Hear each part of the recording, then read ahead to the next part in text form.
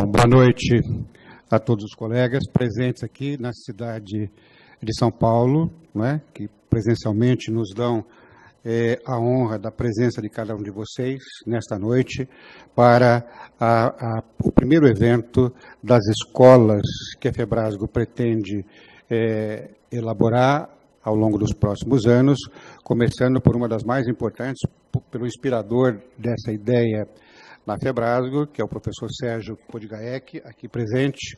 A seguir vou apresentar os demais. Então, por inspiração dele, nós criamos as escolas e nada mais apropriado que começarmos pela escola de endometriose, né?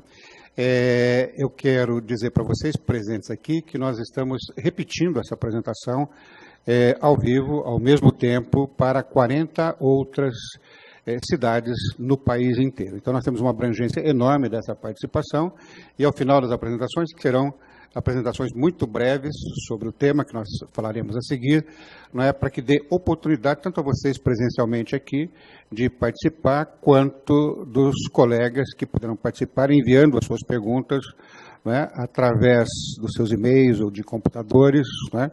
Acho que vai ser dessa forma que vocês poderão enviar as perguntas para que esses brilhantes colegas que hoje estão aqui para falar desse tema possam responder. Tanto perguntas como eventuais pontos de vista divergentes daqueles que foram apresentados aqui. Às vezes o contraditório é muito importante para que a gente possa formar um juízo a respeito.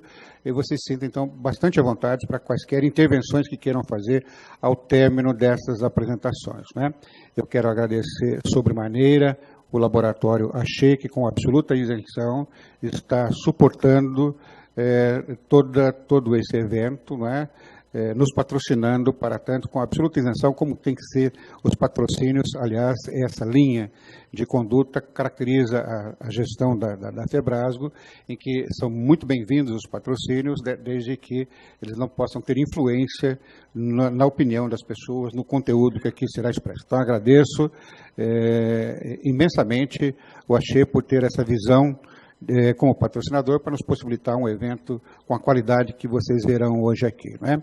Então, nós começamos pela escola endometriose, que será feita em 5 módulos, né? O primeiro módulo hoje, que será um módulo que nos dará, então, uma ideia panorâmica da importância da doença, da sua incidência, dos graus de comprometimento, dos agravos de saúde que essa doença traz, das dificuldades diagnósticas. Todos vocês conhecem essa doença, o que não significa que ela é facilmente diagnosticada, que ela não seja ainda hoje, por absurdo que possa parecer, negligenciada em nosso meio, né? Muitas mulheres, né, portadoras da doença perambulam por consultórios até que possam ter o diagnóstico. E também existem muitas dúvidas, quais são os critérios diagnósticos, se clínicos, se laboratoriais, né, se apenas clínicos mais laboratoriais, e tudo isso, então, será aqui discutido, né? Para esta apresentação específica, nós contamos, então, como eu já apresentei, pelo Dr. Sérgio Podgaek. O Dr. Sérgio Podgaek é professor livre-docente da Faculdade de Medicina da USP, da disciplina de ginecologia. Nós temos também o Dr. Carlos Alberto Peta, não é, que é ex-professor da Faculdade de Ciências Médicas da Unicamp, e temos também o Dr. Eduardo Schor, né, professor da disciplina de ginecologia, professor livre-docente também. O Dr. Peta também, professor livre-docente, e o Eduardo Schor, professor da Escola Paulista, Universidade Federal de Medicina, do Departamento, né, de Ginecologia. Agradeço a presença dos três. O Dr. Sérgio, então, falará de aspectos diagnósticos, uma panorâmica sobre esse assunto. A seguir, o Dr. Peta também falar de maneira panorâmica sobre tratamento clínico. E, por fim, o Dr. Eduardo Schor vai nos falar sobre tratamento cirúrgico. Tá? Então, para a gente ganhar tempo, né, feitas as devidas apresentações, então, convido primeiro a falar o Dr. Sérgio Podgaek. Espero que todos aproveitem, né, e que nós iniciemos uma nova trajetória com as escolas FEBRASGO. Por favor, Sérgio.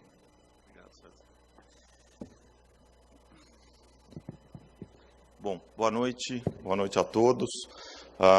Boa noite para vocês que estão aqui, boa noite a todos que estão assistindo a gente. Como o César falou, a gente está muito feliz de contar com vocês aqui, de contar com tantos lugares ao redor do Brasil nos assistindo, tanto nessas 40 cidades que estão fazendo os eventos para assistir essa nossa apresentação, quanto pessoas ao redor do Brasil, que a gente fez a divulgação para que os ginecologistas e obstetras consigam, com esse programa, que, na verdade, a gente só pode agradecer ao professor César, na verdade, que é o presidente da Febrasgo, ao professor Marcos Felipe, que é o diretor científico da sociedade, a toda a diretoria, que deu realmente o suporte para que isso se desenvolvesse. A ideia de trazer educação médica para tantas pessoas que precisam e às vezes não conseguem ter acesso presencial nos eventos que são organizados. Então, o sentido da Escola Febrasgo é levar a educação médica para os ginecologistas e obstetras do nosso país. Nesse evento especificamente, que é a Escola Febrasgo, iniciando com esse tema de endometriose, eu também quero reiterar o agradecimento ao Laboratório Axê, que está organizando conosco essa primeira iniciativa, que vai contar com mais 4 módulos com discussão de caso clínico, discussão de vídeos, abordar um pouco de infertilidade, sexualidade, e a gente tem certeza que é um piloto que vai se tornar bem interessante ao longo dos próximos anos. Então, César, muito obrigado pelo apoio.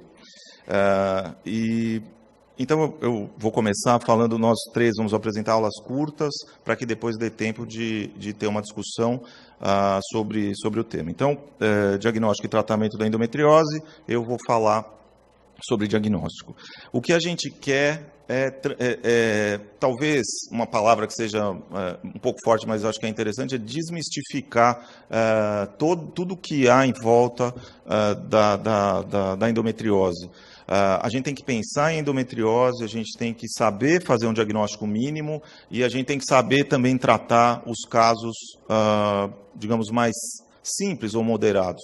Tudo, hoje em dia, está se transformando em muita especialidade, né, em muita especialização. Então, casos complexos, tanto de endometriose, quanto de urogineco, oncologia, o que quer que seja, mastologia, vão para os especialistas. Mas o básico, a gente tem que saber diagnosticar, o ginecologista geral tem que saber abordar. Então, no início da revitalização, digamos, de lembrar que a endometriose existe, lá pela década de 90, a gente fazia muita laparoscopia, não conhecia os exames de imagem, achava que tudo tinha que operar, que tinha que ter biópsia, e isso, obviamente, ao longo do tempo, mudou.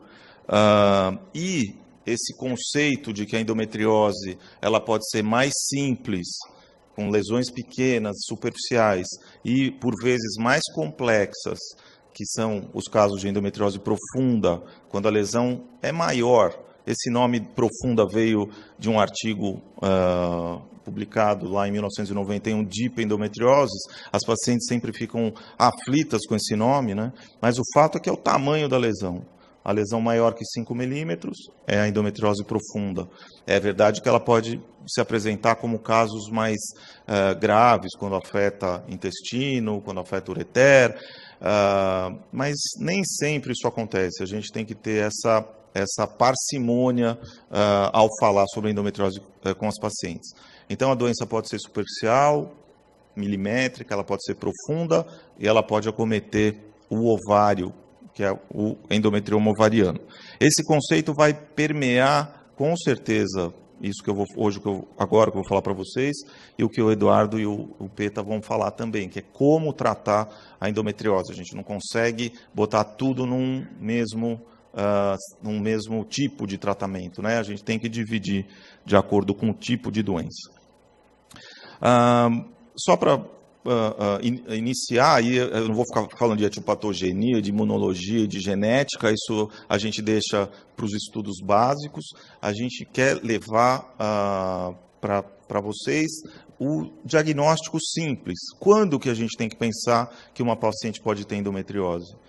Se sabe, tem um número meio flutuante, cabalístico na literatura, que fala que 10, 15% das mulheres têm a doença. Sinceramente, eu nem sei de onde saiu direito esse número, mas é 10 a 15%. Só que quando a gente fala de mulheres jovens, mulheres na idade reprodutiva, com dor ou inférteis, nós temos que pensar em endometriose. Então, apareceu no nosso consultório uma paciente se queixando de... Ali... Não, deixa eu voltar. É o da frente, né? Ah, tá. Ali. De dismenorreia, de dispareunia de profundidade, de dor pélvica crônica. A gente tem que pensar em endometriose. Apareceu uma paciente falando que ela tem algum distúrbio intestinal que aparece durante o período menstrual, ou que ela tem algum distúrbio urinário, hematúria, disúria durante o período menstrual, a gente tem que pensar em endometriose. E se ela se queixar de infertilidade, a gente tem que tentar diagnosticar a causa da infertilidade, não necessariamente ir direto para o tratamento da infertilidade. Ela pode ter uma causa tratável, e a endometriose é uma das causas que pode estar envolvida no quadro clínico dela. Então, dor pélvica nas suas diferentes modalidades de infertilidade deve ser investigada pensando em endometriose. Por quê? Por que isso? Porque os números que a gente encontra relativos a esses sintomas levam a gente a pensar em endometriose. Primeiro, em adolescente. Adolescente com cólica incapacitante, ou eventualmente que acaba tendo outros sintomas, como a dor pélvica fora do período menstrual, eventualmente dispareunia, elas podem ter endometriose. Aquelas que têm cólica incapacitante, com nota de escala visual analógica acima de 7, pode até acontecer a endometriose em 70% dessas meninas. Então, a gente tem que lembrar de fazer diagnóstico nelas. E esse número é impressionante. Mulheres jovens com dor pélvica, dismenorreia severa ou dor pélvica crônica, 80% delas têm alguma doença. E 50% têm endometriose. Então, se sentarem no consultório de vocês, 2 mulheres se queixando de dor, mulheres jovens, uma tem endometriose. Então, a gente tem que lembrar desse diagnóstico, tá? Então, dor pélvica, de cada 2 jovens, uma tem endometriose. E infertilidade, a gente sabe desses números, né, que são números clássicos aí de causa de infertilidade, 30% fator masculino, 30% fator feminino, e dentre os fatores femininos, mais ou menos 30% das causas de infertilidade também tem a ver com endometriose. Então, no momento que nós nos deparamos com essas pacientes, esse diagnóstico tem que aparecer dentro do nosso diferencial clínico. Então, o diagnóstico clínico aparece com essas duas situações. E é a partir disso que a gente vai seguir com a pesquisa complementar. É claro que dentro do consultório ainda, a gente não pode esquecer de examinar a paciente, porque das lesões profundas, mais ou menos 50% a 60% das vezes, a gente pode sentir no toque. A gente pode perceber no toque vaginal, no fundo do saco vaginal, a presença de uma lesão, um espessamento, uma lesão nodular, eventualmente até uma lesão maior em fundo do saco vaginal, como representa essa imagem. Então, o quadro clínico de dor, infertilidade e um toque sugestivo vão fazer a gente pensar em pedir exames complementares. Quais exames complementares? Esse é um ponto que é um pouco discutível em grandes centros em que a gente tem a disponibilidade de fazer exames muito especializados, como um ultrassom com preparo intestinal ou uma ressonância magnética de pelve, uma ressonância de pelve feito por um profissional especializado, a gente consegue uma alta acurácia para as lesões profundas de endometriose. Só que isso não é uma realidade em todos os lugares ao redor do Brasil.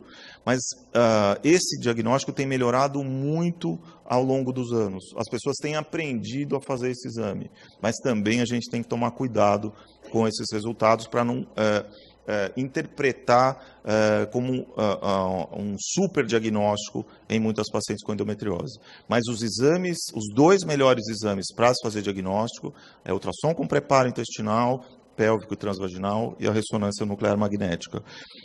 Os 2 exames. Eu não vou entrar em detalhes de exames aqui, porque acho que não cabe isso, mas quem tiver esses 2 exames, um dos 2, eles são ideais. A acurácia deles é ótima. A acurácia desses exames é excelente para a doença profunda, tá? Porque a doença superficial, ela não é possível de ser observada.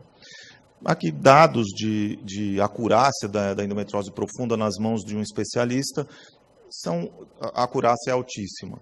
Mas, de novo, a gente precisa confiar nesse laudo. E a gente tem visto, ao redor do Brasil, na verdade, vários profissionais que têm se habilitado a fazer um desses 2 exames.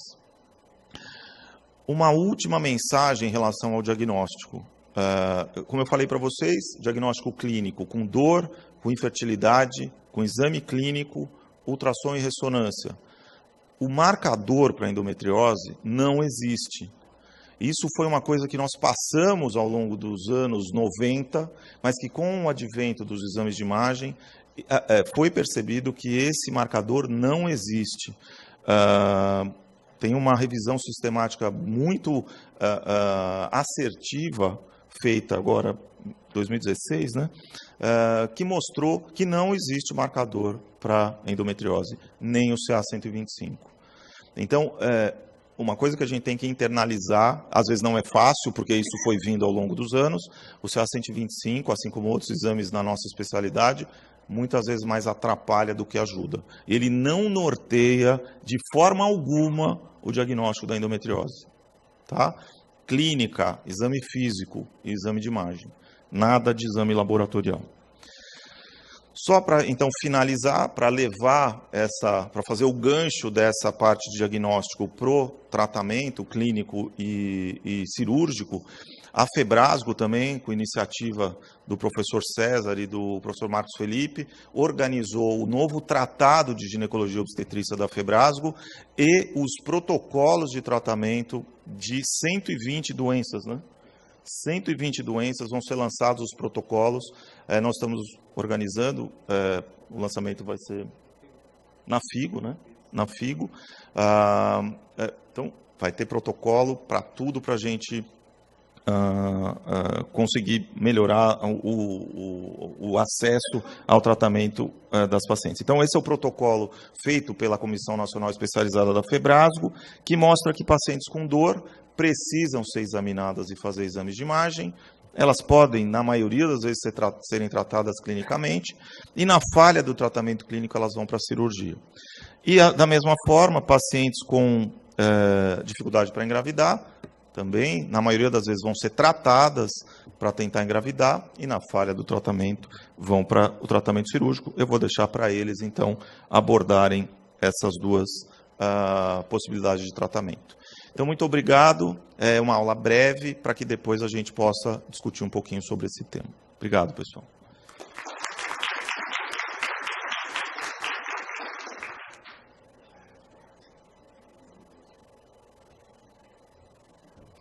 Boa noite a todos. Eu queria primeiro agradecer tanto ao César e ao Sérgio pela iniciativa de fazer essa escola, de agradecer o convite em nome da Sociedade Brasileira de Endometriose também, de permitir que a gente participe junto dessa iniciativa, parabenizar também ao Axé por esse apoio irrestrito, uma coisa educativa, que é isso que a gente tem discutido muito ao longo dos anos. Ainda hoje, se vocês forem ver uma mulher com endometriose, o tempo até o diagnóstico é de 7 anos. Se os sintomas começam na adolescência, esse tempo é de 12 anos. Infelizmente, isso não mudou muito nos últimos 15 anos, que foram quando aconteceram as primeiras pesquisas. E, mundo afora, essa mulher passa por 5 ginecologistas antes de alguém fazer o diagnóstico de endometriose. E a dúvida, a discussão é sempre como mudar essa situação para essa mulher com endometriose.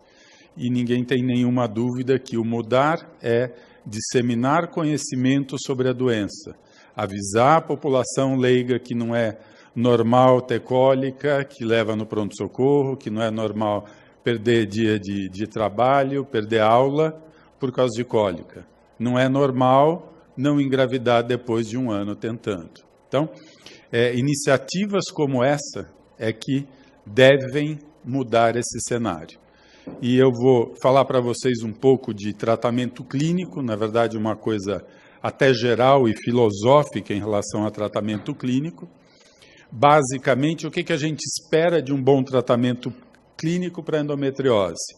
Que tenha redução na dor, bloquear crescimento da doença, prevenir recorrência, uso a longo prazo e um custo-benefício bastante efetivo.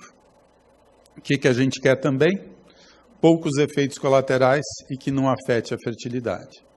Basicamente, ainda hoje, quando a gente fala de tratamento clínico, isso não serve para mulheres inférteis, ou seja, o uso de hormônios e outros medicamentos não melhoram a fertilidade. Então, ainda hoje, basicamente, a gente fala do tratamento clínico, quando a gente fala de hormônios, para controle da dor e, algumas vezes, para controle da doença. Então, como tratar, na verdade, é importante a gente entender por que a doença acontece. E endometriose, no fundo, é uma doença multifatorial, onde todo mundo sabe já a primeira relação com os hormônios. Ou seja, muitas dessas mulheres vão ter um aumento da resistência da progesterona. E é isso o que começa a acontecer. Existe uma preponderância do estrógeno em relação à progesterona. Isso vai causar uma proliferação desse endométrio, desse tecido ectópico. Tem a ver com a função imune. Então, a apoptose é regulada pelo sistema imunológico, a apoptose que define se aquela célula do endométrio que chegou lá deveria morrer, e às vezes isso não acontece. Então, a apoptose ela está prejudicada em mulheres com endometriose. A menstruação retrógrada, que foi lá das primeiras teorias que todo mundo conhece, que é como essas células chegam no peritônio, chegam em outros locais. Várias teorias, teoria da metaplasia celômica e várias outras que vão justificar, mas muita coisa moderna mostra o quê? A ligação com o sistema imunológico, a ligação muitas vezes com o perfil emocional que está também ligado ao sistema imunológico dessa mulher. No fundo, o que tudo isso leva? Leva uma inflamação crônica, um implante ectópico, por alterações inflamatórias, por alterações imunes. Endometriose acontece mais frequência outras alterações imunológicas. Isso vai desde tireoidite de Hashimoto, fibromialgia, síndrome de bexiga dolorosa, síndrome de colo irritável, queixa de fadiga. Então, é muita coisa que envolve e tudo isso tem a ver exatamente com a patogênese da endometriose. Então, para entender como é que a gente pode tratar, a gente teve que entender por que acontece e quais são os fatores. Então, se existe uma predominância do estrógeno em relação à progesterona, uma das coisas que a gente pode fazer é exatamente inibir a produção de estrógeno. Nós vamos ter uma classe de medicamentos que vai causar um hipoestrogenismo. Então, basicamente, a gente está falando de análogo do GNRH e alguns inibidores de aromatase. Uma coisa importante, fator de crescimento. Então, aquela célula que chegou lá, que a apoptose não funcionou e ela não morreu, ela vai precisar o quê? Ela vai precisar se implantar, ela vai precisar crescer. E isso envolve os fatores de crescimento. Quando a gente usa combinados estroprogestativos, a gente vai inibir exatamente fatores de crescimento, a invasão e essa neoangiogênese. Então, o que a gente está tendo aqui? A gente está tendo os vários tratamentos que a gente pode usar relacionados com as causas da endometriose. O estresse oxidativo, Então, a gente pode usar antioxidantes, por exemplo. E nisso vocês veem, tanto nas inflamações crônicas, no estresse, o que a gente muitas vezes fala, olha, uma dieta não inflamatória, por exemplo, né? Diminuição de glúten, diminuição de lactose, e várias situações exatamente para ter uma abordagem de outra maneira, não só pensando em tratamento medicamentoso, mas também pensando numa melhora de qualidade de vida. Anti-inflamatório, inibe prostaglandina, né? Se o principal medicamento usado por mulheres com endometriose e dor é anti-inflamatório. A gente prescreve hormônio, prescreve um monte de coisas, se vocês forem ver, o que elas mais usam é anti-inflamatório. E, finalmente, derivados de progesterona, ou seja, se existe uma resistência, se nós aumentarmos a dose, a quantidade de progesterona, uma das maneiras que isso se faz é restabelecer esse equilíbrio e tendo uma predominância da progesterona em todo esse meio hormonal. Se a gente for falar de tratamento hormonal, que querendo ou não, quando a gente fala para uma plateia médica, todo mundo quer saber um pouco o que se usa de hormônio, como que se faz cirurgia, né? A gente tem várias opções. E isso vai desde os mais utilizados, que são os anticoncepcionais combinados orais, os progestogênios. Hoje em dia a gente já não usa muito análogo do GnRH, exatamente pelos efeitos colaterais, porque você não pode usar a longo prazo. Sistema intrauterino de levonorgestrel, danazol, são os derivados androgênicos que vocês veem hoje aí algumas outras apresentações que a gente pode acabar discutindo, né? Incluindo outros medicamentos, alguns não tão estabelecidos e até por custo, inibidor de aromatase e vários tipos de analgésico. Isso, na verdade, é um meio de controle medicamentoso, mas nunca esquecendo do que a gente fala, né?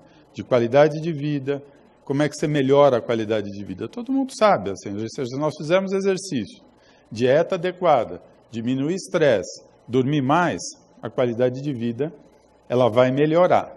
E isso é fundamental quando a gente fala de mulheres com endometriose e dor, onde a principal consequência para essa mulher é piora da qualidade de vida. Como a gente não tem muito tempo, eu vou abordar basicamente algumas vantagens e desvantagens de dois tipos de compostos hormonais. Os anticoncepcionais combinados orais, o primeiro, e se a gente for ver, faz sentido usar pílula para uma mulher com endometriose, que a principal queixa é dismenorreia. Então, se você for usar uma pílula, isso vai reduzir o fluxo menstrual. Você pode usar de maneira contínua, muitas vezes ela vai entrar em amenorreia. Então, existem razões científicas para que isso melhore, porque existe uma decidualização desse tecido, vai diminuir a proliferação celular, vai aumentar a apoptose. São medicamentos seguros e toleráveis, ou seja, são milhões e milhões de mulheres que usam pílula como anticoncepção. Existem alguns benefícios não contraceptivos, por exemplo, diminuir o risco de câncer epitelial de ovário. O que se tem de científico? Melhora a dismenorreia. Não existe muita coisa mostrando que isso vai melhorar a dispareunia, que vai mudar muito as alterações intestinais cíclicas. Se a gente for pensar em termos filosóficos também, será que vale a pena a gente usar um composto que tem estrógeno? A maioria deles acaba tendo uma predominância do derivado da progesterona sobre o componente estrogênico. E por isso que também a gente vê algum efeito. O que, sem dúvida, vai valer a pena, como anovulatório, prevenção da recorrência de endometrioma. Então, o endometrioma, ele está ligado à ovulação. Se vocês operarem uma mulher com endometrioma, tirar esse endometrioma, se ela usar um anovulatório depois, ela vai diminuir a chance da recorrência desse endometrioma. Então, um anovulatório pode ser uma pílula, pode ser um progestogênio, pode ser um derivado que vá causar anovulação. E isso é algo benéfico quando a gente fala de compostos que, no fundo, são anticoncepcionais, às vezes, mas que a gente usa o efeito de inibição de ovulação. E, finalmente, algo que é dos que mais a gente usa são os derivados da progesterona, são os progestogênios. Basicamente, pelo que eu falei para vocês, eles vão se ligar mais aos receptores de progesterona. Você vai tentar compensar essa maior resistência à progesterona que essas mulheres têm, mas existem efeitos muito claros dos derivados de progesterona, que é um efeito anti-angiogênico, existe um efeito anti-inflamatório também desses compostos hormonais, e existe um efeito imunomodulador, ou seja, durante o uso, por exemplo, você aumenta a taxa de apoptose, que às vezes é diminuída nessas mulheres com endometriose. Reduz o sangramento, reduz a proliferação e a diferenciação celular. Depois, na discussão, se vocês quiserem, a gente discute os vários tipos de derivados, mas se a gente for ver em termos filosóficos, é o que parece que faz mais sentido quando a gente vai tratar uma doença que também é hormonalmente dependente. O que é importante na mulher com endometriose? Planejar a vida dessa mulher, planejar a vida reprodutiva, planejar quando você vai fazer uma cirurgia. Então, o que nós temos que levar em conta? As necessidades, não só a curto prazo, mas necessidades dessa mulher a longo prazo, no sentido de tratar a dor, prevenir a dor crônica, pensar que essa mulher hoje pode só ter dor, mas no futuro ela vai querer engravidar. Em especial, definir o melhor momento para a cirurgia. Uma mulher com diagnóstico de endometriose a média é de 3,7 cirurgias. Ou seja, a gente opera muito a mesma mulher. E tem muita gente que precisa de cirurgia e acaba não tendo acesso. Como é que você diminui isso? Prevenção, tratamento clínico balanceado com o tratamento cirúrgico. Isso vai permitir que essa cirurgia seja feita exatamente no melhor momento, combinando tudo isso que vocês estão ouvindo, ou seja, um bom diagnóstico com ferramentas como exame de imagem, um bom exame clínico, o tratamento clínico na hora correta e a cirurgia quando necessária, visando melhora da qualidade de vida, controle da dor e fertilidade no momento que essa mulher deseje constituir família. Obrigado.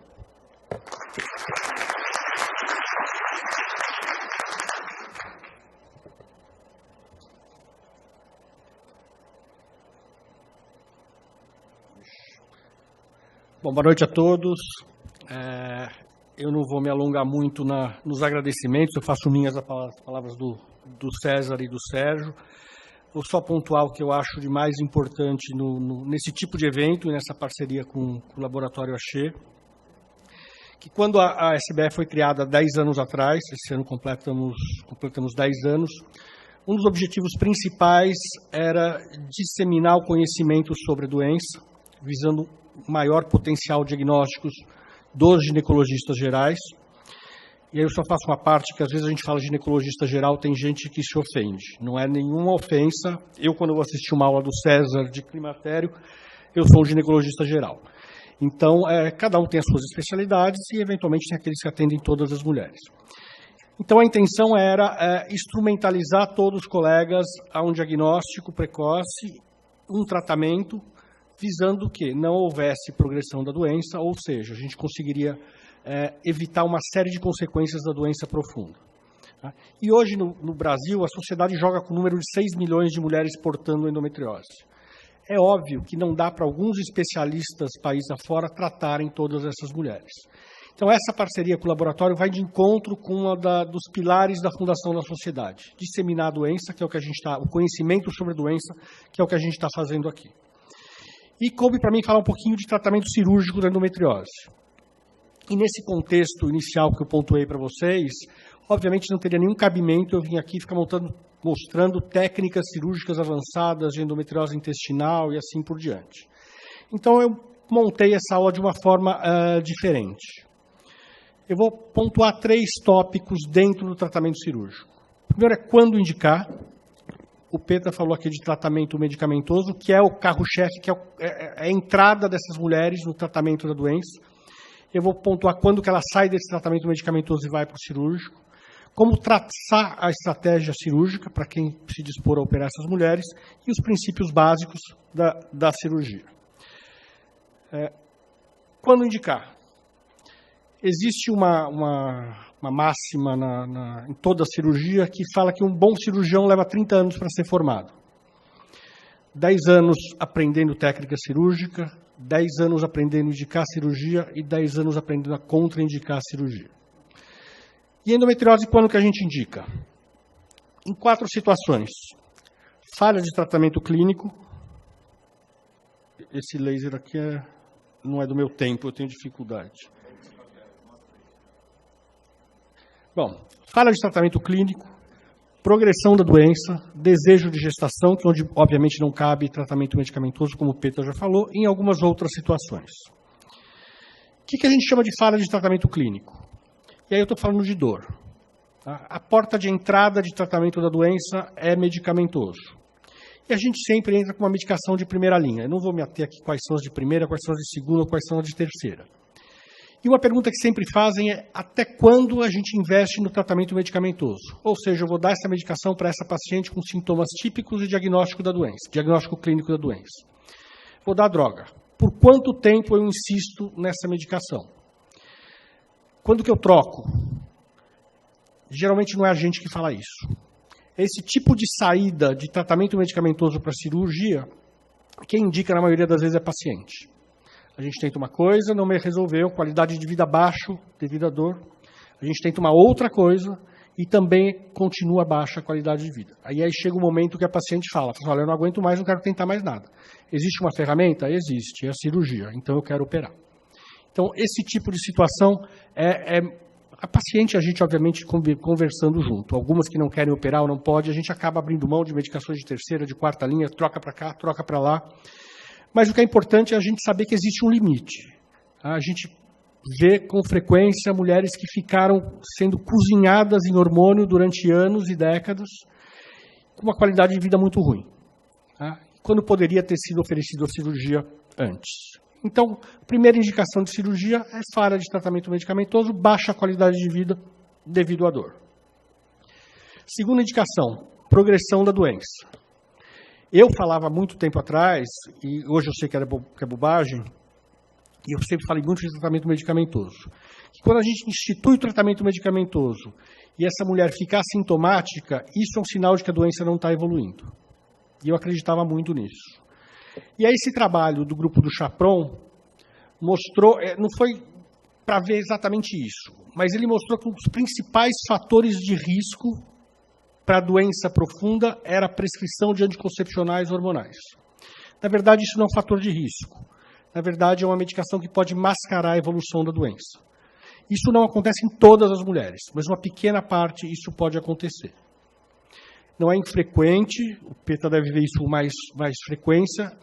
A gente recebeu no consultório mulheres que, quando eram jovens, 16, 18 anos, tinham uma dismenorreia intensa de pronto-socorro e afins. Foi prescrito anticoncepcional ou progesterona, a droga de escolha para essa paciente. Ela ficou assintomática durante décadas. E aí, com 32, 34 anos, ela para a pílula para tentar engravidar. Aí volta a ter dismenorreia intensa, e aí não consegue engravidar, e aí a gente faz o diagnóstico de doença profunda. Então, a pílula silenciou durante todos esses anos a evolução da doença. E a progressão da doença é um indicativo de cirurgia. E como é que eu sei se está progredindo ou não? Primeiro, jovens com dismenorreia intensa, em que a gente prescreve uma medicação hormonal e ela fica assintomática, eu não posso mandar ela embora ser feliz. Eu tenho que ficar de olho. Pode ser que ela não tenha endometriose, pode ser que a endometriose não evolua, e provavelmente isso acontece na maioria dos casos. Mas pode ser o contrário. E como eu não sei qual vai evoluir e qual não vai, eu tenho que monitorar por um período. Primeiro monitoramento que a gente faz, isso é tudo empírico, é de experiência nossa no dia a dia, não tem nada científico relacionado a isso. primeiro controle que a gente faz é clínico, e aí eu faço semestral. Ou seja, eu vou avaliar principalmente o fórnice vaginal dessa mulher, dessa jovem, ver se está aparecendo uma coisa diferente do que tinha. Ela não tinha nada no exame, agora o fórnice, a gente palpa o ligamento útero-sacro mais espessado, doloroso, um nódulozinho. Isso é um sinal clínico de progressão de doença. E sempre que a gente tem esse sinal clínico, a gente vai para um exame mais específico, que é o exame de imagem, que também faz parte do controle de progressão ou não da doença. Então, nessa jovem, eu acabo fazendo anualmente, pelo menos nos primeiros 3 anos. Se os primeiros 3 anos eu vi que a doença não evoluiu, nem clinicamente, nem por meio de exames de imagem, eu deixo ela quieta e não fico fazendo um exame invasivo e caro, como uma ressonância ou uma ultrassonografia. Então, uma ressonância anual, e eu prefiro a ressonância nessa situação, vou explicar para os senhores por quê, para afastar a progressão da doença. Isso é porque eu prefiro a ressonância. Aí a gente tem uma sequência de exames de uma paciente de 2013, que tinha o diagnóstico de doença já avançada, foi instituído o tratamento medicamentoso, em 2014 a doença até regrediu um pouquinho, em 2016 a doença escapou do controle hormonal. E aí a gente tem que mudar nosso planejamento terapêutico. E na ressonância a gente consegue ter os 3 cortes exatamente iguais. Ultrassonografia com preparo intestinal, isso é mais complicado, é um exame dinâmico, e o cara que fez o exame em 2013 não vai lembrar da pelve dessa mulher em 2016. Então eu prefiro nessa situação a ressonância magnética para controle.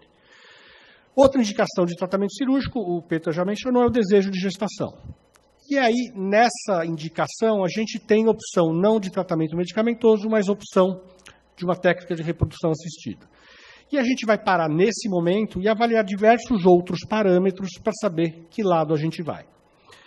Idade da paciente é fundamental, presença de dor pélvica, permeabilidade tubária, fator masculino e ansiedade do casal.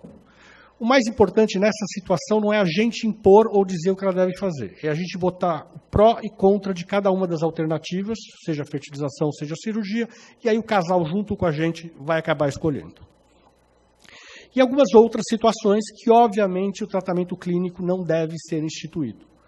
Doença periureteral, aqui a gente vê uma uroressonância com dilatação ureteral e hidronefrose, aí, obviamente, o tratamento é cirúrgico, eu não posso pensar em nenhum tipo de tratamento medicamentoso.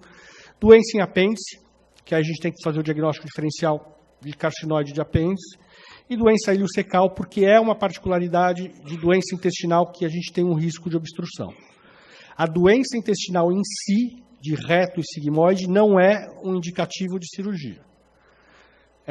Também não é científico, mas a gente pensa em indicar cirurgia quando na colonoscopia o colonoscópio não consegue ultrapassar a lesão. E aí a gente já pensa em operar. Mas nessas outras situações, a cirurgia se impõe em primeiro lugar. Então, essas são as indicações de cirurgia. A partir do momento que os ginecologistas identificam uma indicação de cirurgia por esses parâmetros que a gente mencionou, ele vai ou operar, dependendo do conhecimento dele de técnicas cirúrgicas, ou ele vai indicar. Se ele for operar, ele tem que ter algumas coisas na cabeça. Ele precisa tratar a estratégia cirúrgica dele. E aí o exame de imagem é fundamental. Tá? Aqui a gente está vendo uma ultrassonografia com requintes de 3 dimensões que mostra uma doença retrocervical com invasão de septo retovaginal 4 centímetros acima da borda anal. Então, a equipe vai para esse tipo de cirurgia preparada para resolver o problema e, nessa situação específica, como a lesão era muito baixa, a paciente foi para o centro cirúrgico sabendo que a possibilidade de uma ileostomia de proteção era muito grande. E, na verdade, aconteceu, porque a lesão era baixa e ficou muito tensa a anastomose.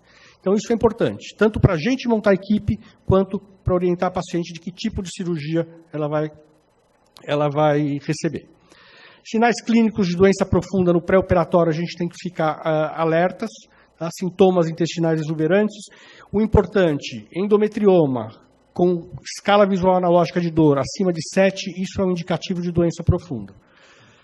Então, não existe mais aquela conversa, eu já ouvi muito isso e já pensei muito isso também lá atrás. Tem um endometriomazinho, vamos ali operar um cistinho de ovário. Não funciona assim. Vocês vão ver um dos pilares da cirurgia de endometriose, que a redução total da doença ela é fundamental. Então, se eu for para uma cirurgia de endometrioma, eu faço o mapeamento da pelve prévio, sei aonde tem doença e sei o que eu vou precisar operar, porque eu tenho que tirar tudo. E alguns sinais de exame ginecológico, que basicamente é aquele que você toca e a pelve é pouco móvel, parece que ela se move em bloco. Isso é um sinal de doença profunda, a gente fica alerta a essa possibilidade e vai pensar em um exame de imagem para mapear essa pelve. Para não acontecer isso, o que aconteceu muito, acho que com todos nós, há alguns anos atrás, quando não tínhamos os exames de imagem. A gente entrava numa laparoscopia, via essa pelve, tem uma lesãozinha preta ali, uma distorçãozinha anatômica ali, e ia embora.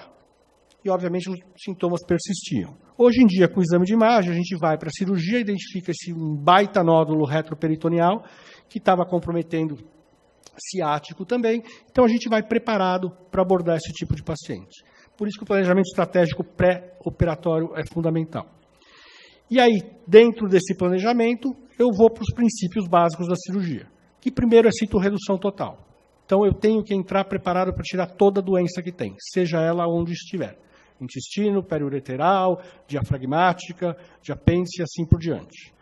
E eu tenho que tentar restabelecer a arquitetura pélvica dentro do possível, desfazer aderências, tirar endometrioma e assim por diante. De uma forma geral, esse é o fluxograma das pacientes que a gente usa no ambulatório de algia pélvica da Unifesp. Aí a falta do laser vai... Bom, vamos ver. Tratamento, doença profunda, afastei doença periureteral e obstrução intestinal, ou doença intestinal grave. Se eu não afastei, obviamente, ela vai para a cirurgia. Se eu afastei, a gente começa com tratamento medicamentoso. Eu posso fazer tratamento medicamentoso de doença profunda, mesmo intestinal. A gente sabe que tem resposta positiva em grande parte dos casos. Obviamente, se nesse tratamento medicamentoso, em algum momento, ou inicial, ou em longo prazo, ela escapar desse bloqueio e começar a ter dor, eu vou pensar em cirurgia. Doença superficial é a mesma filosofia. Começo com tratamento medicamentoso, vou seguindo, qualquer momento, saiu, é cirurgia. Lembrar que eu preciso fazer o segmento clínico e por imagem dessas mulheres. E, obviamente, daquela que já chega no consultório, desgastada, com baixa qualidade de vida e assim por diante, a gente não precisa ficar tentando mais coisa e banhando essa mulher em hormônios. A gente pode ir direto para a cirurgia. Eu acho que, de uma forma geral, era isso que eu tinha para falar. Eu vou aproveitar o espaço e convidá-los para o Congresso Brasileiro de Endometriose, que vai ser agora em setembro em São Paulo. Esse slide está um pouco ultrapassado, não tá, aguarde inscrições em breve, não. A gente já está quase terminando as inscrições, então quem tiver interesse, entra no site endometriose2018.com.br e venha se juntar a nós no Congresso. Muito obrigado.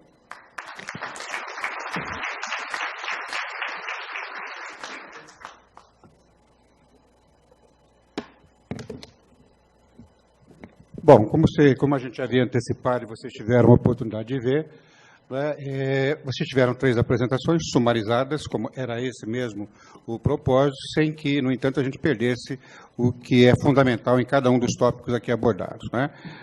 Na apresentação do professor Sérgio, vocês puderam ver que o diagnóstico é essencialmente clínico, suportado por diagnóstico de imagem, e que os marcadores vamos jogar fora, fica na história como malogro histórico de se procurar algo que pudesse nos ajudar. Não serve para triagem, não serve para monitoração, portanto, isso é algo que, segundo o estado atual de conhecimentos, com que se conhece, não se tem possibilidade de usá-los no manejo clínico dessas pacientes. Ficar alerta, como aqui já foi dito, porque esses casos às vezes passam na nossa frente e nós não conseguimos fazer o diagnóstico. Valorizou muito a dor, falou que as pacientes inférteis, quase que 2, de cada 2, uma você falou. Pode ser que as 2 que vão, as 2 têm também, Sérgio? Porque depois vão outras 2. Se forem 2, uma tem, a outra também pode ter, que a estatística é coisa curiosa, É uma brincadeira, claro.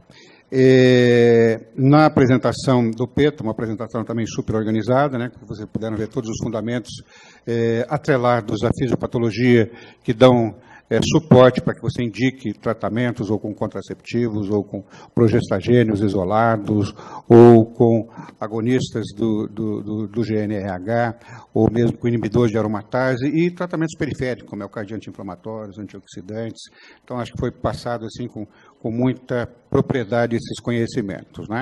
E o Short também falou muito bem sobre critérios para indicação cirúrgica, fundamentou bem quando intervir e quando fazer tratamento clínico.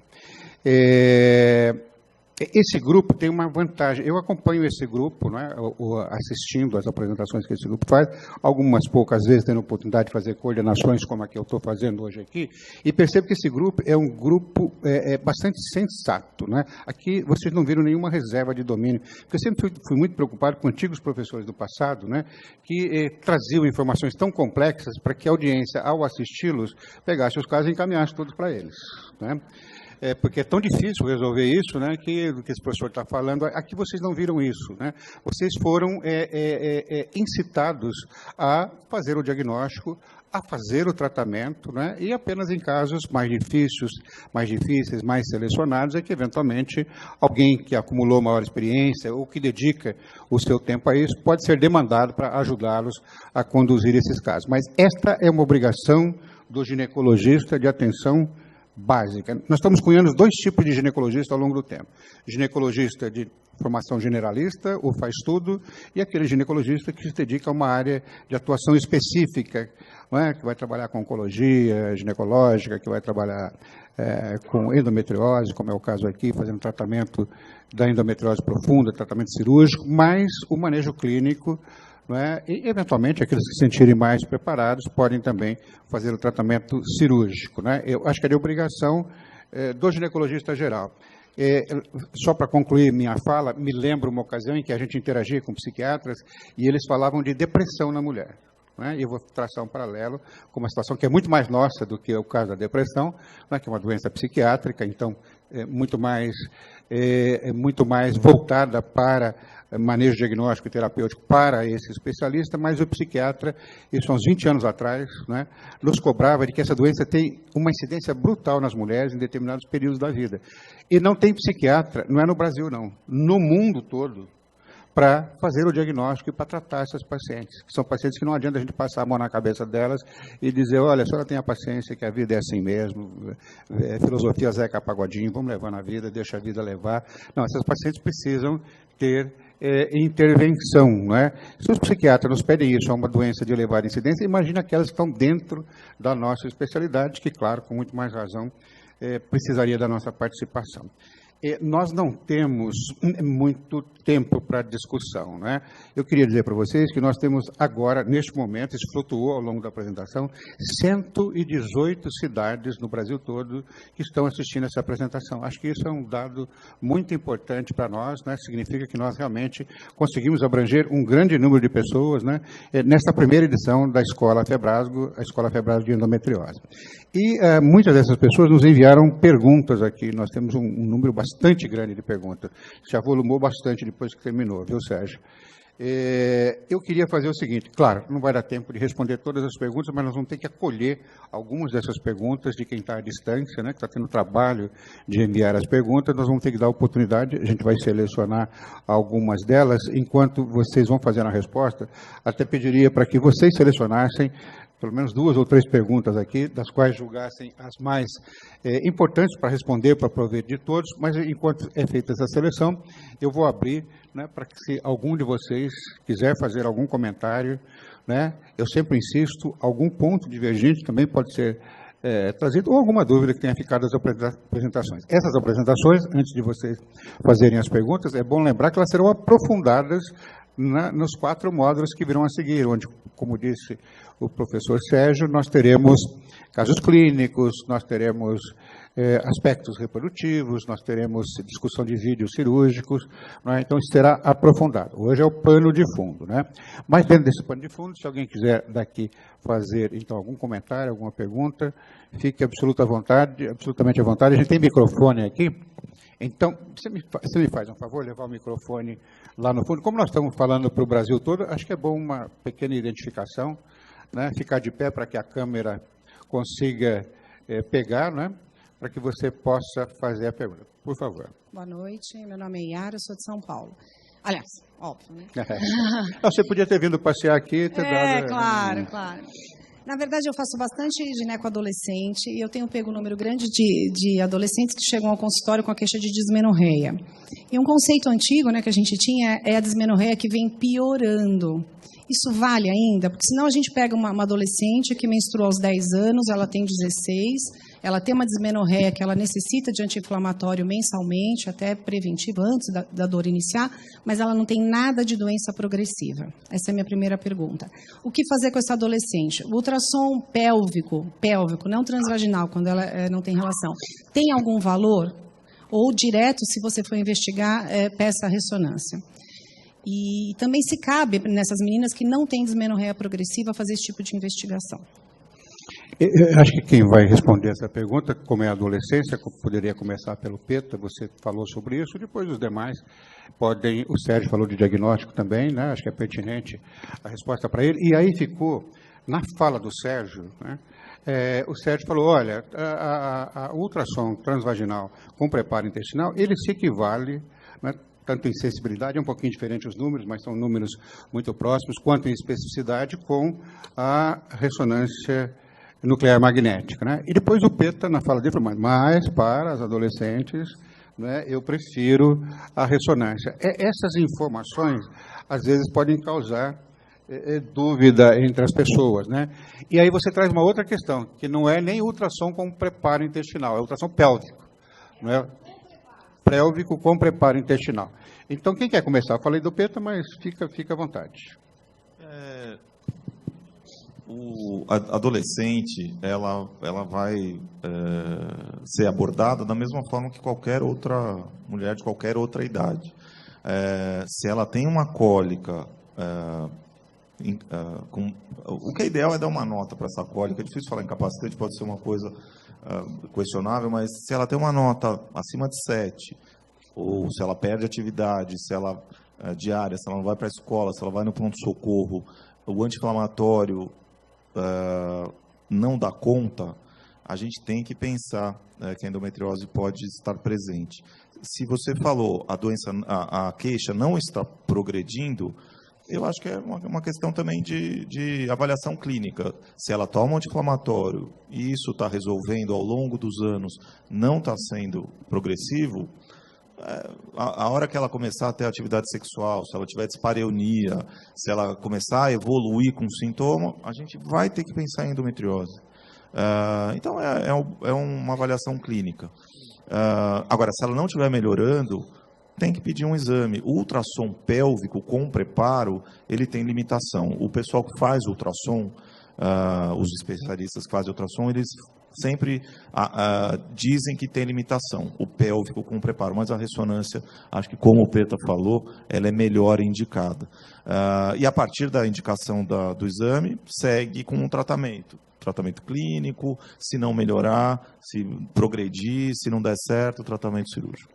Deixa eu aproveitar para provocar, se ela não tiver vida sexual, daí a razão de você querer fazer ultrassom pélvico, mas em ela tendo vida sexual, ainda assim é preponderante você fazer a ressonância ou pode fazer um ultrassom transvaginal com preparo intestinal, né? Porque ficou da sua aula a ideia de que é melhor fazer, não sei se o senhor vai responder a outra coisa, mas depois eu gostaria de que essa questão fosse tratada também.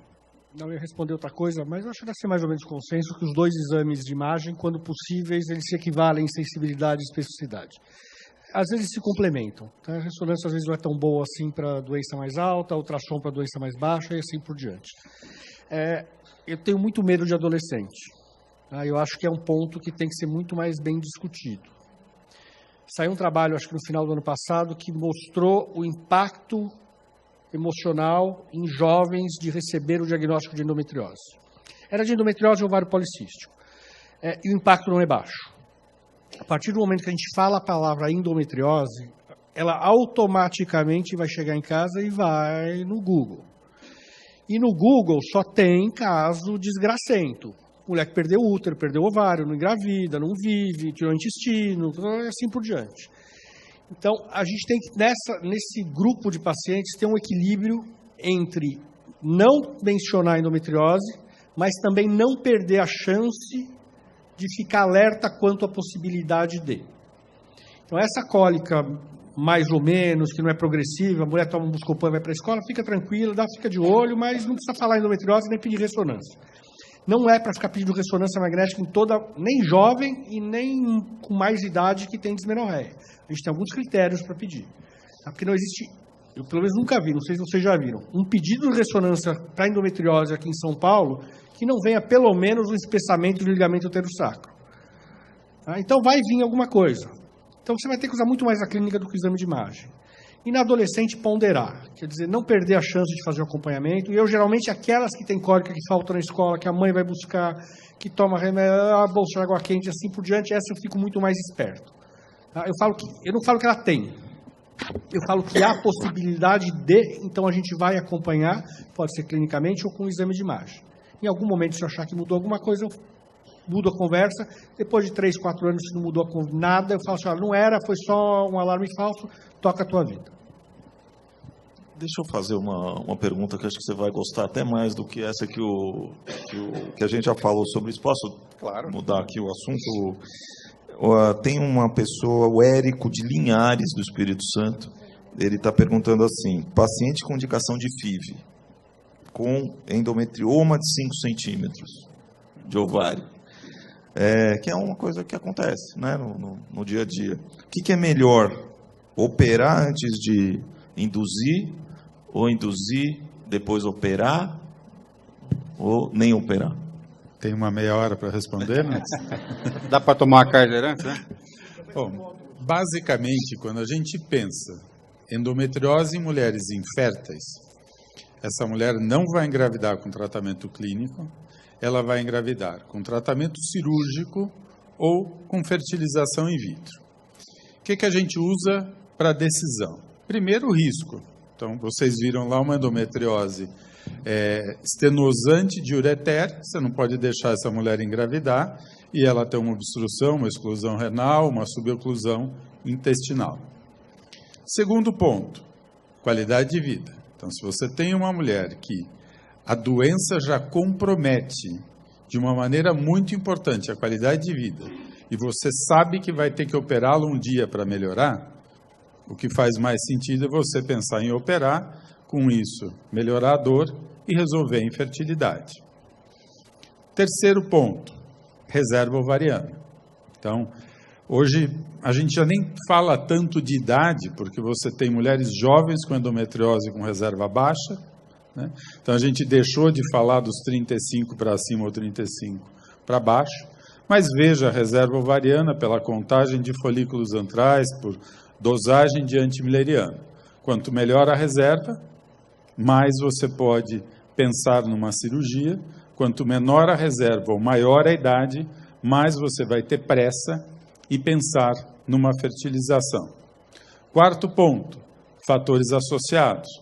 Existe uma alteração de espermatozoide e uma indicação de fertilização. Tá bom, a gente pode, então, fazer uma fertilização em vez de fazer uma cirurgia. O ponto que ele falou, de novo, o problema é o endometrioma.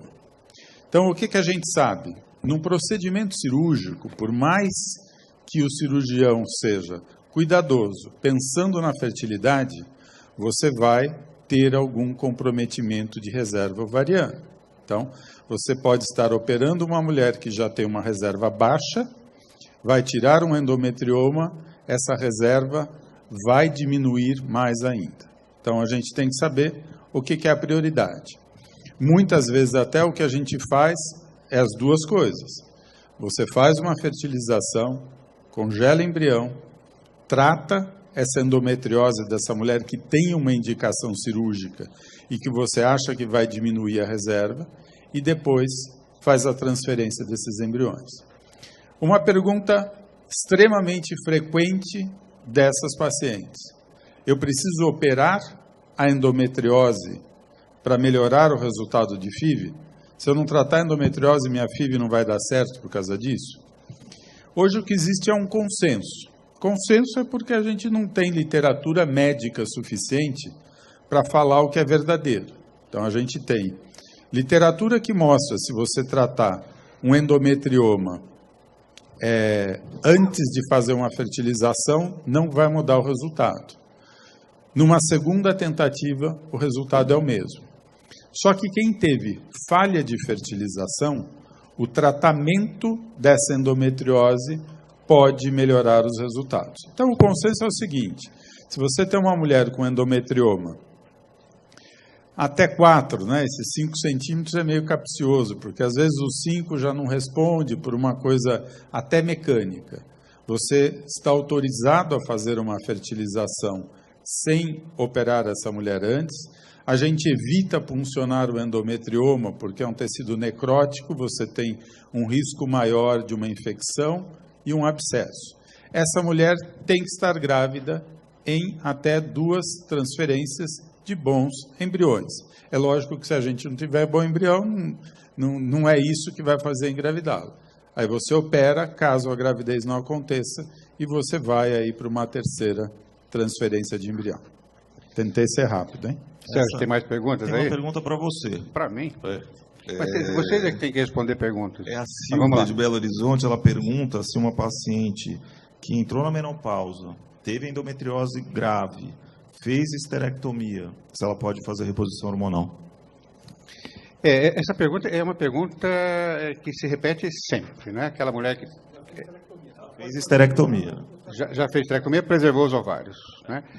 Caberia uma pergunta que não tem aí, quando que ela fez essa esterectomia? Vamos imaginar que ela fez essa esterectomia com 35 anos, e se ela fez com 35 anos, ela tinha ovários. Nessa esterectomia, se ela tinha algum outro foco, certamente aproveitaram para tratar os focos, tinha endometrioma, trataram, e ela continuou com função ovárica, né, até a época de extinção daquela função. Provavelmente o nível estrogênico dela, por conta da preservação dessa função ovárica que se seguiu a esterectomia, era um nível estrogênico suficiente para fazer recidiva dos focos, enfim, se esse fosse o caso. Se essa paciente passou bem, sem dor, nesse período, lembraria a todos que o nível estrogênico que se usa para fim de reposição hormonal é um nível muito baixo. Embora o foco endometriótico responde com um nível muito baixo, né? E outra coisa, essa mulher não ficou sendo tratada durante todo esse tempo com progestagênio pós-cirurgia, progestagênio para inibir o recrudescimento de focos endometrióticos. E ela ficou só com o ovário dela funcionando. Nesses casos, a pergunta é: faço terapêutica de reposição hormonal nessa paciente? E se fizer, como faço esse tratamento, né? Faz sim o tratamento, né? E a pergunta que se faz é assim: ela não tem útero, né? Portanto, ela estaria, em princípio, dispensada do uso de progestagênio. Será que para esta mulher, né, eu preciso também fazer progestagênio com essas doses mínimas de estrogênio que a gente preconiza hoje? Essa é uma questão em aberta na literatura, né? A gente intui a responder, não. Faz uma formulação estroprogestativa, né? Mas eu não sei se essa resposta é correta, né? O Pedro, agora há pouco, disse, com muita sabedoria, de que a gente muitas vezes responde com base em consensos, em diretrizes ou em opinião de experts, porque a literatura, você falou isso, não te dá as informações necessárias para, com base em evidências de boa qualidade, você formular a sua opção terapêutica. Então, eu vou me permitir dar a minha opinião. Nessas pacientes, eu entro, sim, com terapêutica estrogênica, mas adiciono algum progestagênio associado. Me reservo o direito de dizer que eu tenho dúvida se isso é necessário. Por quê? Porque progestagênio é muito chato de manejar progestagênio no período da pós-menopausa, especialmente os esquemas contínuos, como é o caso. Nesse caso, você não vai fazer esquemas sequenciais, você vai usar todos os dias estrogênio e progestagênio. Então, a recomendação mais sensata, me parece, né, nível de evidência D, ou seja, opinião de especialista, é usar terapêutica com estrogênios, dose baixa, adicionado de progestagênios em regime combinado contínuo. A gente tem ainda um monte de perguntas, então eu vou sugerir que, depois quem tiver pergunta aqui da plateia, venha fazer as perguntas aqui para a gente. Todas as perguntas que foram feitas aqui pela internet, nós vamos nos responsabilizar em responder. O senhor vai responder metade, o Pedro outra metade. E acho que agora a gente pode... Exato. Acho que valeria, então, a pena, bem rapidamente, né? Porque, como dizia o sábio lá, Giovanni Improta, o tempo ruge e a Sapucaí é longa, né? Então, acho que o Petra poderia fazer as considerações finais, a seguir o Eduardo Schor, e, por fim, o Sérgio, que está coordenando tudo isso, faz o encerramento. Da minha parte, já me despeço de todos, agradeço a atenção de vocês.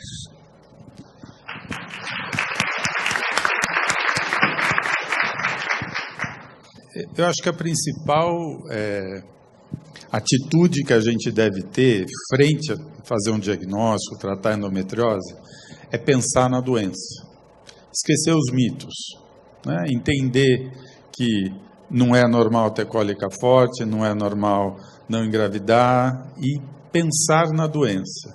Entender que essa mulher que está se queixando, ela não quer simplesmente trocar de uma pílula para outra, ela quer entender o que está acontecendo, e a gente só vai conseguir isso no dia em que nós, diante de todos esses sintomas que vocês viram, nós pensarmos de que uma hipótese diagnóstica para essa mulher é endometriose. A partir disso, a gente vai tratar mais, diagnosticar mais e melhorar a qualidade de vida.